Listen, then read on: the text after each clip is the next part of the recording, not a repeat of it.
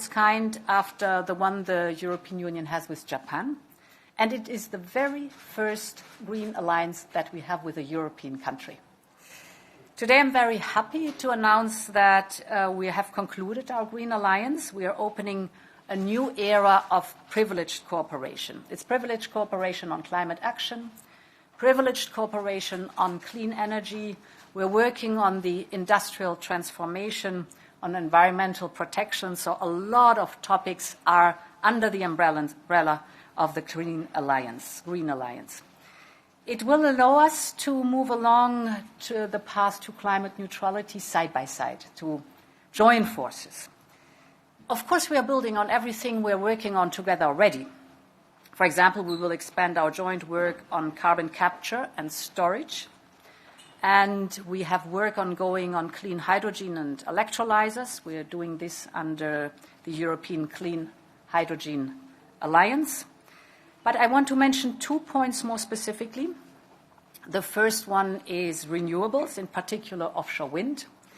The two of us are on our way to Ostend on the Belgian coast, where we'll have the summit of the North Sea countries for offshore wind today. And this includes, of course, Norway. These countries have a shared ambition to work together and to boost offshore wind energy production. And I want to thank you for that, Jonas, because, of course, the wind that is harnessed by the turbines in the North Sea will help power Europe's clean tech industry. It will provide secure and affordable energy to Europeans. My second point is critical raw materials, and we had just this point in the bilateral. The very materials we need to build the North Sea wind turbines and much more are these critical raw materials. They are a key strand of our Green Alliance to work together on a greater strategic autonomy in this area, because we know how important these critical raw materials are for our green transformation. And of course, we did not wait for the Green Alliance to work on that. Last year, we announced that we are working on a strategic partnership focusing on the critical raw materials and the batteries value chain. And this work is ongoing, and we hope to finalize it soon. My last point. This Green Alliance, I think, dear Jonas, is also a symbol for the deep bond and friendship between Norway and the European Union.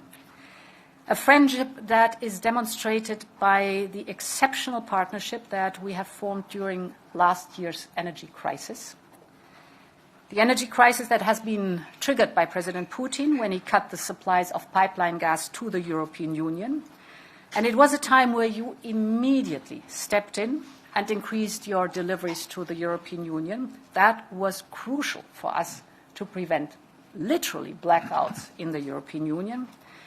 It is in times of need that you get to know your true friends. And Norway showed in an exemplary manner that we can rely on each other. Today, Europe still needs reliable and affordable supplies of gas to prepare for the next winter and the next storage filling season. I'm particularly happy that in the years to come, Norway will maintain its high level of gas supplies and will respond positively to the upcoming tenders. Today, we add a forward-looking green chapter to our energy cooperation as we are working together towards climate neutrality. Many thanks for that. Well, Ursula, Madam President, let me thank you, and let me start by thanking you personally, because you have been an exemplary partner and driving force behind this Green Alliance. We started to work on that when we met back in February last year. I remember it was 2 days before the attack by Russia on Ukraine. And it's a paradox that this great ambition has been pushed forward by that terrible war which is being waged in Europe. Because the need to accelerate the green transition is on everybody's mind. Norway is striving to reach our climate goals in close cooperation with our European partners. We are integrated with the European economy. And this Green Alliance is delivering a very comprehensive answer on how we will do that. It's an intention of will. It depends on us to follow up with industry, with our authorities, with governments, And we had a lot of ambition and enthusiasm for this. So I'd like to thank you very strongly for that. When we were in need during the pandemic for vaccines, we were able to get support from the European Union, and we will not forget that. And I'm happy that we were able also to step up on our gas deliveries, as you said right now. So we have this strong partnership, which is now reflected, I think, in a very detailed and ambitious statement with this Green Alliance. I'm proud to see that Norway is the second after Japan, which is the third largest economy in the world, to conclude this comprehensive agreement. And we are building on, as you said, sectors where we already have come quite far.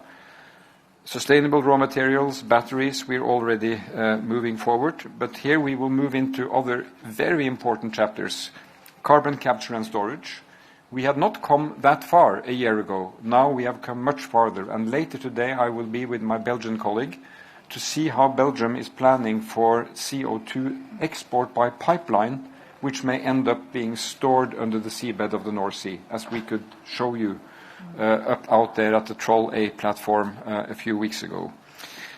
Climate and environment, sustainable management of the ocean, deforestation, support to development countries as they reach their climate ambitions, green mobility, low and carbon shipping, electric vehicles, zero emission aviation. It's a whole menu. So this menu will only taste if we really produce tangible results. And for me, this is a blueprint for creating new jobs, green jobs, sustainable jobs, which will modernize our economy and put Europe in the front. And I think we have experienced what it means to become dependent on countries and regimes which really don't share our values. And we will always live in a world of multipolarity and trade and diversity, but partners have to come together now on this climate green ambition. And I'm very happy that we do so with the European Union, our closest partner, and I look forward to overseeing the follow-up of the Green Alliance with you. And we start today. So by this afternoon we will be in Ålesund with government colleagues to really highlight and lift one important element of this statement, which is offshore wind, where Norway has the ambition to produce 30 gigawatt of new renewable power by 2040, and we are already putting in motion the first big steps on that track. So thank you for being such a good partner on this, and I look forward to the follow-up. Very good. So let's go and sign.